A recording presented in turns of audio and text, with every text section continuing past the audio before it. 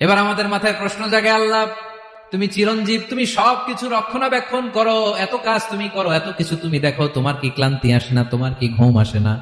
আল্লাহ ডেকে বলে, গোলাম, আমি আল্লাহ যদি ঘুমাই, আমি আল্লাহ যদি তোদের মতো ঝিমাই, ভোর রাতে তুই যখন ঘুমিয়ে থাকবি, তোর হার্ট হৃৎপিণ্ডটাকে সচল রাখবে কে? তোর যখন রিজিকের দরকার, তখন তোরে রিজিক দিবে কে?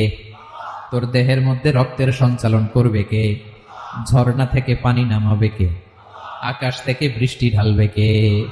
আল্লাহ যদি ঘুমাইতো, সব ভেঙে খান খান হয়ে যেত। এখন আমাদের মতো আল্লাহ যদি ঘুমায়, আমার মাঝরাতে কিছু লাগবে, আমি যাবো কার কাছে? উনি তো ঘুমাইতেছে। কথা বলেন। আমার গভীর রাতে কিছু দরকার, তখনও আমার আল্লাহর দয়ার দরকার আছে না নাই? এজন্য আল্লাহ বলেন, লা তাখুযুহু সিনাতুন ওয়ালা নাওম।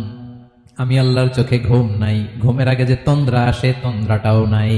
সুবহানাল্লাহ।